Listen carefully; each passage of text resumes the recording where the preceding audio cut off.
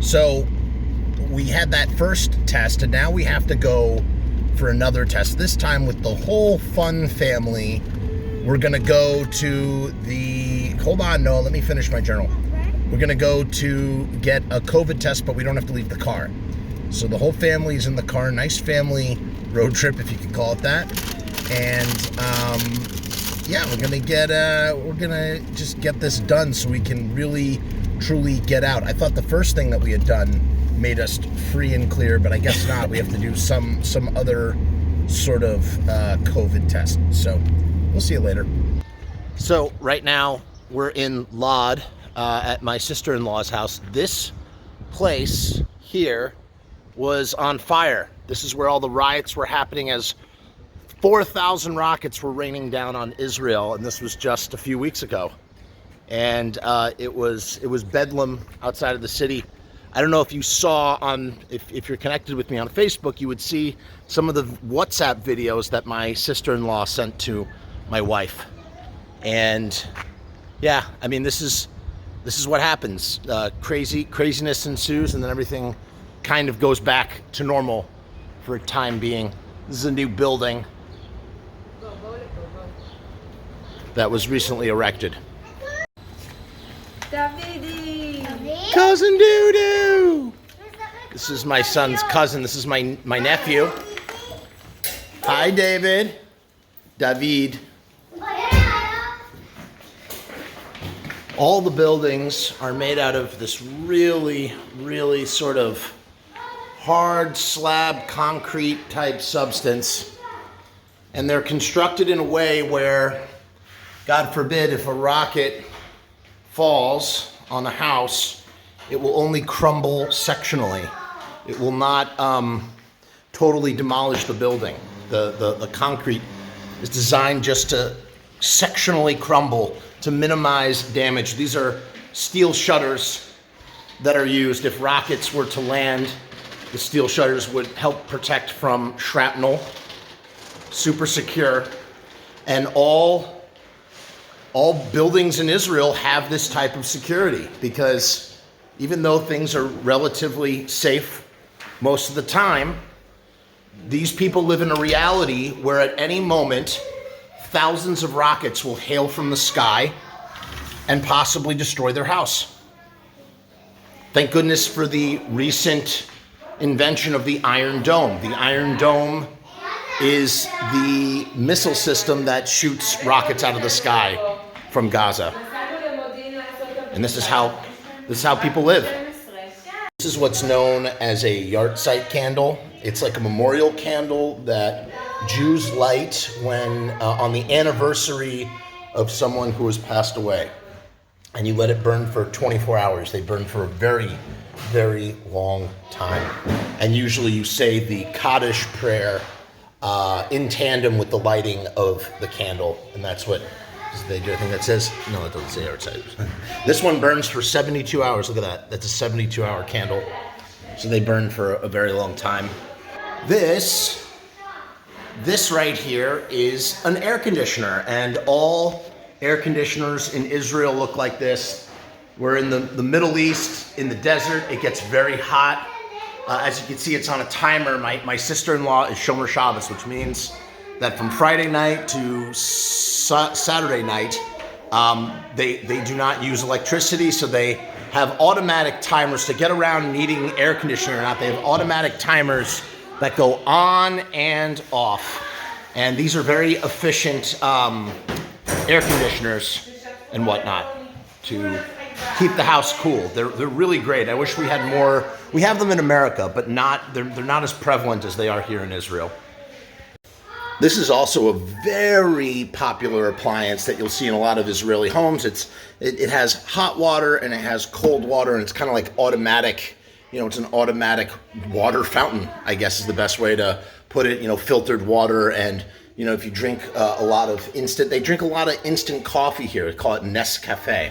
And so you would use this machine. They're not about Keurigs out here. This is like Keurig before Keurig, and you use this machine to heat up the water so you can make your instant coffee. Everything's instant, but it's really, don't let the instant name fool you. It's super duper powerful coffee that will knock you on your ass. It's very, very, very potent stuff. Ani.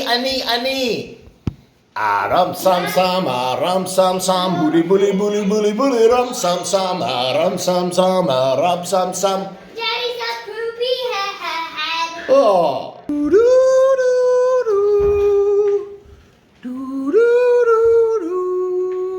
So right now we're in a, I guess you could describe it as like a Big Lots type store, you know, like not a Walmart or a Target really. It's like a deep discount tchotchke type situation where you get disposable stuff and just stuff that breaks very easily for very, very, very cheap.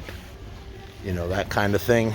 We're just picking up some stuff that we need. The kids have been tested. Everybody's squared away. That's what I didn't realize earlier. We were there to test the kids. I was like, wait a minute, didn't we go through our tests already? Here's the thing about a store like this. I find that these are the types of places where you come here maybe not necessarily needing anything, but you always end up leaving here with stuff that you never intended to get. You go, oh, hey, I could use that, and the price is good. And before you know it, you're walking out with some useless junk that you never needed in the first place.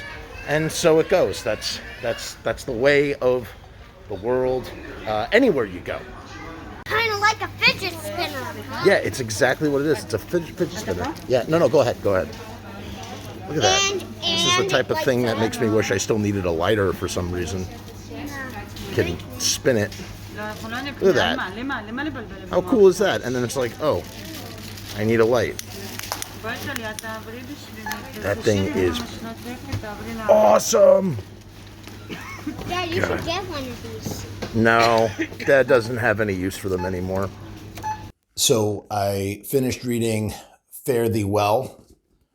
Remarkable book. Truly a wonderful read.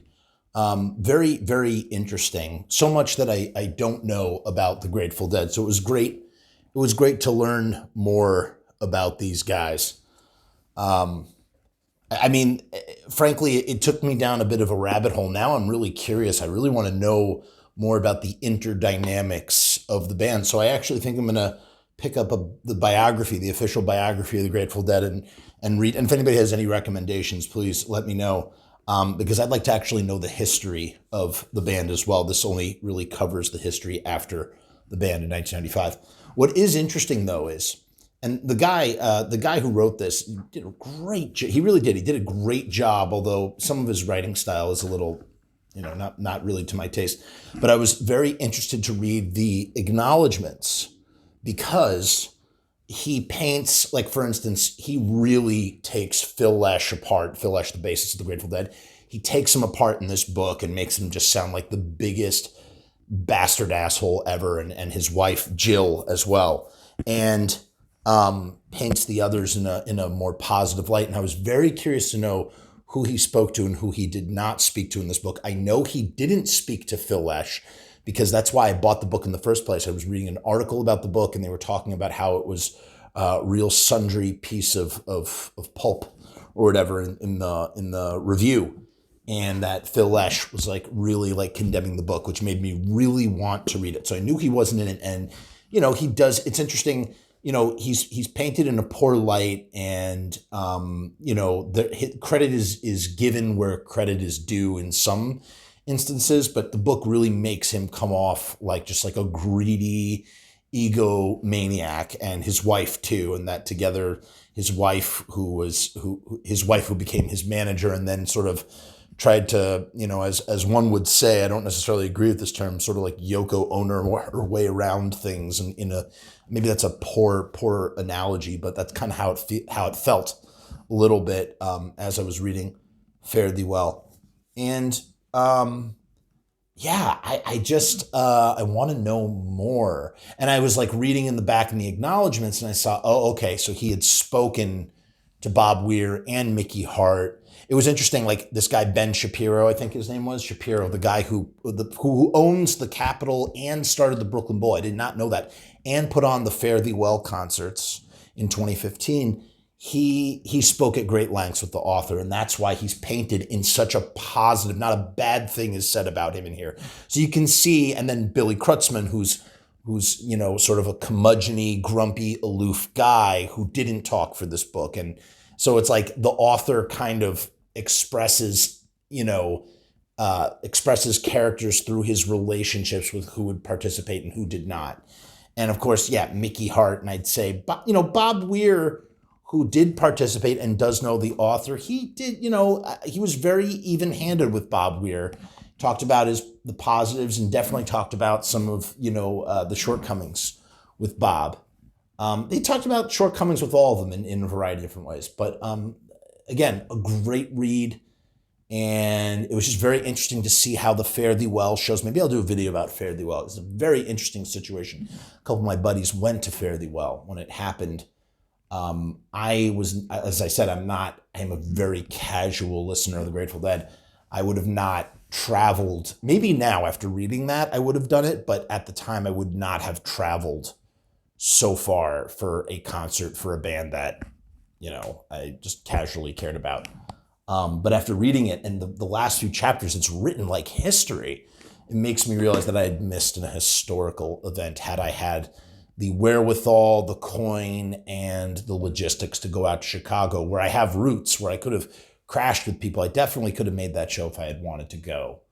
But like I said, I was just like, I don't, I'm not going to spend my time, money, or energy going to the show because, for the most part, like I said, I probably know a quarter, a fifth, an eighth of the Dead's catalog. Like I can't even begin to deep dive on all. That songbook is there's probably 500 songs in the Grateful Dead songbook, if you could imagine. So, but I definitely recommend reading Fare Thee Well. For the first part of my review of this, check out the previous travel Frumess. I believe it's chapters. I was sad and all alone. So then the main man came, they dropped some bombs. I got sick, I hate returns. And that's the whole song. Blah, blah, blah. That's it.